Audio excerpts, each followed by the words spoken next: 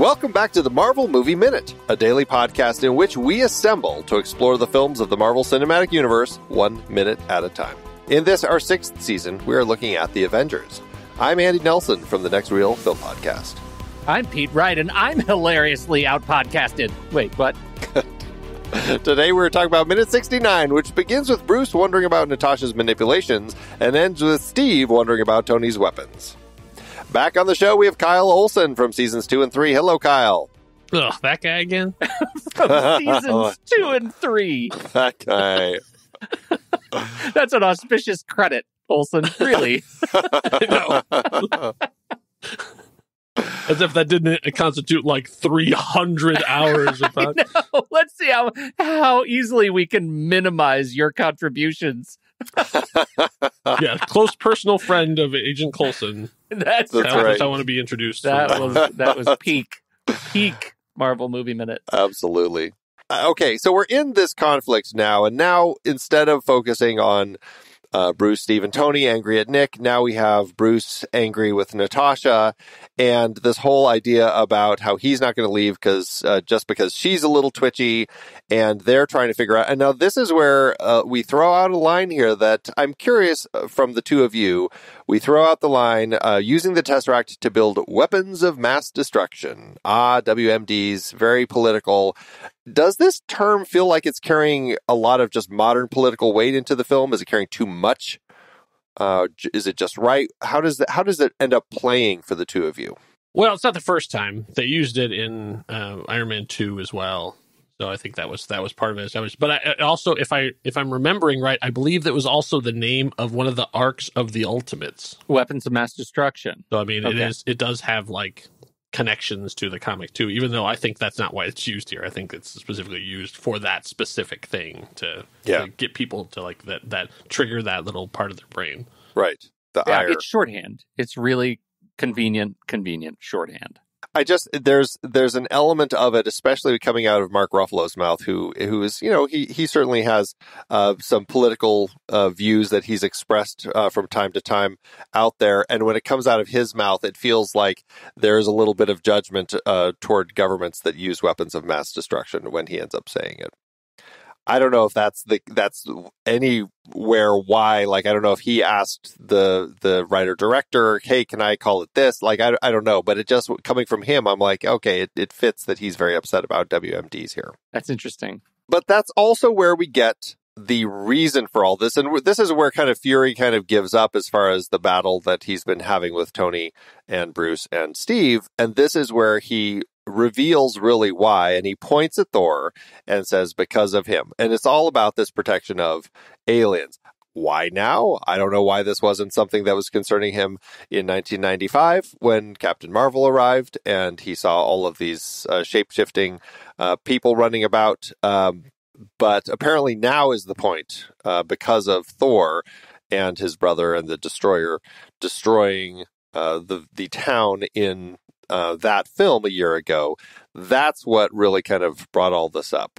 Yeah, and I think that's a really good point, because it's not as if he hasn't already seen that they're hilariously outgunned with his own eyes. Like, right. He knows that things are bad. So why the accusatory point at Thor, which I should say, just as an aside, is as great a use of blocking as it is an accusatory point at Thor, right? It's just a neat excuse to swing the camera. and also like the cameraman going, "Ooh," and like the very Jerry Springer, like swing the camera over to like... It felt to me like the last 5 minutes of Clue, but I think you're exactly right. It's that just using this blocking and the dialogue as ping pong to move the camera. And I think this scene is just pitch perfect for that. Yeah, and it's another lie. It's another lie. Where it's like, you've known about Alien. We know you've known about him for a long time, and it wasn't that. And also, you've had these weapons since the 40s. Right. Yeah, right. Exactly. Right. You didn't just start. So it's another lie.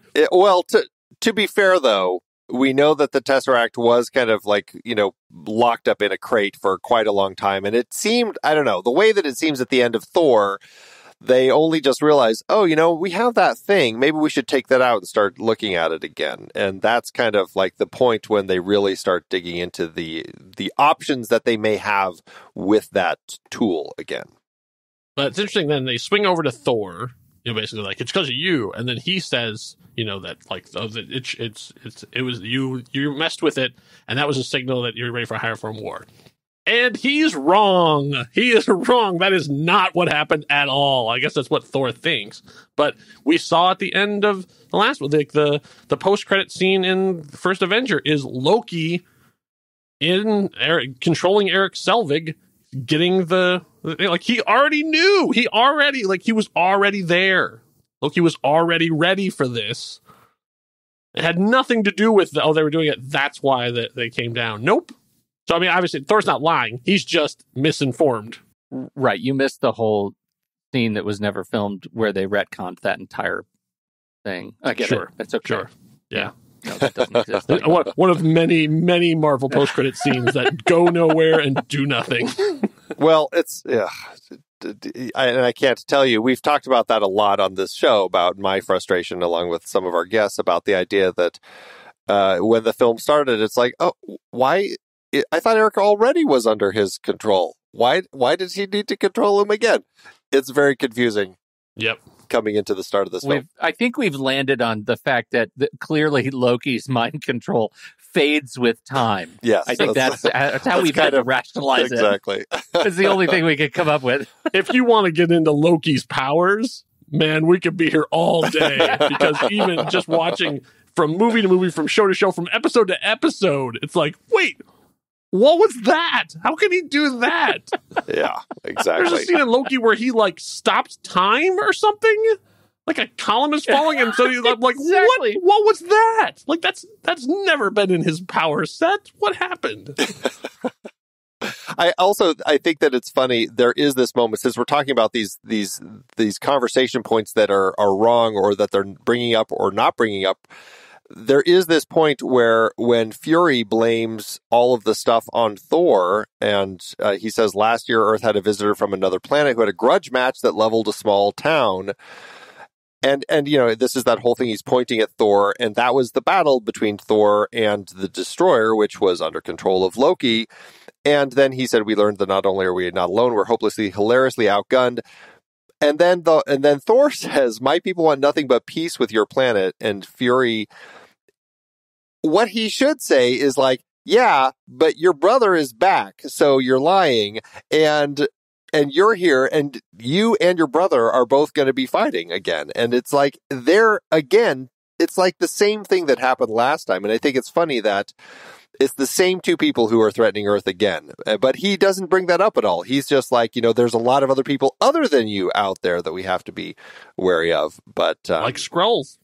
Yeah. Just as a for instance. Just as, hey, they might be there too. Which, at this point, Fury supposedly has been working with for the last 30 years. But we can't talk about that because we are ill-equipped to say those words. We can't talk about that because it technically hasn't happened yet, or will have happened yet. Right. Yeah. It's just, it makes it complicated as they end up changing things and retconning things to, put things, they tell these stories in the past that end up not really lining up, but it is what it is. This is where we are. Yeah, I do like the turn of phrase of a higher form of war. Okay, but that comes along with this idea that the work with the Tesseract is what drew Loki to it and his allies and all of the realms. How does when you start working with the Tesseract, does it send a signal out to everybody saying, beep, beep, hey, this place is ready now? Like, how is it? I wouldn't think so, because we know it's an Infinity Stone. Yeah. So yeah. If obviously if it was like an Infinity Stone sending out a signal, who'd come a running. Exactly. Well, and he clearly already knows it's here, so don't get me started on the fact that he sends Loki here to get this thing. That's problematic. Right, yeah. That's, yes. Should write fan fiction about why that is. Oh, wait. It is problematic, but I also think we should just acknowledge that a higher form of war coming from a guy who fights with a hammer and magic. Like, I'm not sure he understands what a higher form of war is. So. Oh, that's true. Well, at the very least, he knows that there are people on other planets. And so to that end, I guess maybe that's what he's meaning. I don't know. It's a strange thing to say. And I like Steve's reaction. A higher form, like... Yeah. Well, Steve's been fighting baby war. Really little baby war. Guns and pew-pew goo. If there's anybody on Earth who's been fighting something a little more, then it probably is Steve. Yeah, right. He has been fighting the blue pew-pew battles. The pew-pew goo, yeah. That's right. Exactly. Right. I do think it's funny because then Tony also brings up nuclear deterrence, and that just, as soon as he says that, my brain, especially with this conversation, just goes to Dr. Seuss's The Butter Battle book, which is kind of all about all of this sort of stuff, and it just, bigger weapons here and bigger weapons there, and it's just like, Butter side up. Yep, that's so funny. Can I take us back to the very beginning of this minute for a brief aside? Sure. And you've been doing what exactly? Natasha, you didn't come here because I bat my eyelashes at you. Banner, yes. And I'm not leaving because suddenly you get a little twitchy. But don't we think that Banner did come because she bat her eyelashes at him? Oh, there's more of that retcon that I don't like. I mean, this is why I want to bring this up, because if there's anything that leads us down this path of their future weirdo, ignited then abandoned relationship, it starts right here, right? It starts in this movie, in the scene when she's dressed as a village girl, and right here when she admits she was batting eyelashes at him, because subversively, that's what happened, right? I mean, there's part of it that happened that way. I don't know. I mean, like, it's obviously, I don't think that's the way that Ruffalo was playing it. Yeah, and I don't think that's the way that she was playing it either. Like, somebody thought that's the way they were playing it, right? I mean, she was, because like, what we see in Winter Soldier, there's that line, "Oh, she flirts with everyone" or something. Well, that's right, probably Tig Notaro who decided, you know what, you're going to say this because everybody thinks just because you're beautiful and you're in the room that you're just flirting with them. Well, and that's the problem I have with it. Yeah, because I thought part of it was that she's attracted him because he's not immediately like responding to any of the stuff she's putting out. Like, I believe that you didn't come, when she says, you didn't come because I bat my eyelashes, I think she legitimately believes that. And I think at this moment, that's true. Like, I think Bruce joined up because he actually wanted to help more people and thought it was in a safe environment. I'm just, my only argument here is this the seed that gets planted that leads them to use these two in a relationship later? Oh, I think it was still the stupid cradle. Mm. We'd always get what we want and pushes the cradle or whatever. Oh, you think that was the seed? He wanted children. You know who has children? Women. Who's the only woman on this team? Natasha. That's interesting. That's interesting. I had totally forgotten that. Well, it's interesting that, there are these little moments between the two of them. It's just, I don't know, it's a strange thing, and I don't care for it much either. And I don't know. I just don't like the way that line, that she says that line, it ends up feeling diminutive of her as a character in a way, because it's, I don't know. It's just like, I'm not exactly sure why they're reacting this way with each other here. Yeah. Well, I mean, part of it is we know that there's manipulation going on. Well, yeah, I guess. It's just like when she says, you didn't come here because I bat my eyelashes at you. It's like, if there had been batting of eyelashes, it would have, like, maybe it would have made more sense. Like, it's like when she says that as a reply, when she came there to Kolkata and said, hey, Fury wants you to be part of this team. He wants you to come help and find gamma radiation, and we need your help. Well, I think she's referring to the fact that when he said, I can't remember what his line is too. She says, well, I can persuade you, and that's very clearly a seduction line. Yes. And he responds to, like, I can't remember, you guys have seen it probably more recently than I have, but he responds to her. That's when he does his anger turn. Basically, stop lying or whatever. And he says, what if I say no? She says, I'll persuade you. And he says, and what if the other guy says no? And she said, you've been more than a year without an incident. I don't think you want to break that streak. Well, I don't every time get what I want. Yeah. Right. So I think that was it. Like, that was her. She tried the seduction thing and it didn't work. I don't know if she tried it. I just think that she was telling him, I will try it if you say no. Like, if we go down this path, I will do what I can to... Oh, I don't know. I think the words, I'll try it, are part of the seduction. And the way she delivered it, yeah. Yeah, maybe. It's just, yeah, okay.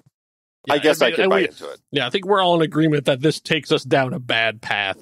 Yeah, that's the bottom line. Yeah. This is once again just a horrible misuse of a potentially fantastic character. Yes. And that's the problem. Very true. Very true. But now we get them spinning it back around onto Tony. So then Tony got back to his weapons thing, and then Nick has the ultimate slam down.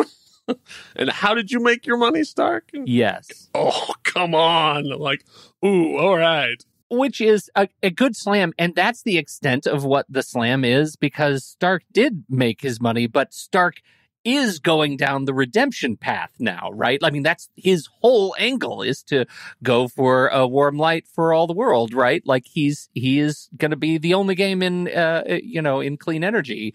We saw the movie where he was redeemed, so slamming him for how did you make your money it's kind of a cheap blow, but appropriate for where we are. Oh, absolutely. It's absolutely, but it stings. Yeah. It stings. Like, you can see it gets him. It stings. It's also like you can tell that Fury is kind of reaching at this point. He's starting to get desperate because this is this person who wanted to bring these people together legitimately to create this team that could potentially help, again, without really telling all of them why, but he did want to, again, same thing, probably to fight off people like Thor, to have a team at the ready who could potentially stand against these sorts of threats, which we do see them do eventually, but still, this is a point where he's losing grasp of what he has created, and there's a sense of panic in the way that he's throwing things out here. And when he says that to Tony, I mean, it's like a man grasping at straws, just saying anything because he's just hoping something will make things work again. Yeah, I think that's a good read on it for me too. And it makes me wonder, just in terms of armchairing, how do you write the end of this scene if we don't get the attack? Right. We don't actually ever get to see who loses their most cool in this sequence, because they all sort of amplify evenly. But my hunch is, maybe Fury. Yeah, true. It would be a really interesting thing to kind of see play out. We've talked about this a number of times with some scenes as to how would the situation in Stuttgart have played out had Captain America not arrived and had Loki struck down that old man? Like, what would have happened? I know. If there was a series, we could find out what if those events took place in a different way. I have a feeling the people behind the What If series have much less interest in the things I'm curious about and much more interest in things I absolutely don't care about. Yeah, I know. Believe me, like Rob and I have had this conversation too. There are so many things that I'll be like, well, what about, you never talked about, where did the... Yeah, exactly. Yeah. Exactly. So, well, this particular scene is getting to this point where I think we should wrap up today, because we're going to have a lot more to kind of continue with all this tomorrow. And as this fight continues, tension grows, and people are ready to throw down. So, any last thoughts from either of you, though, about this minute? No, I'm excited. Yeah, I mean, I think we're going to see, like, as Nick immediately, puts the spotlight on Tony to try and get some heat off of himself. Someone else is about to pick up that gauntlet. Yes, indeed. But it worked. Well, we'll talk about that. Absolutely. We'll talk about that tomorrow, minute 70. But for now, Kyle, tell everybody about what you're up to and where they can tune into some of the other stuff you're doing out there. Sure. I have an audio drama podcast called The Swashbuckling Ladies Debate Society. It is a old-timey radio show style about a married couple and their best friend in 1900s France fighting supervillains. That old chestnut. I mean, there's nothing new under the sun, right? We've been on a couple seasons now where we're actually now doing some experimenting with live episodes. So we're going to actually put it in front of an audience, which has been super fun. So there's multiple seasons out there, so there's plenty of stuff to catch up on. So check it out if you're in the fan of audio dramas, or check it out and become one. Ooh, there you go. Well, we will have the links in the show notes, so you can check that out, everybody. That's it for today. We'll be back tomorrow to talk about Minute 70. So, Pete, thanks as always. Tomorrow, Andy, will I be your champion? Until next time, true believers.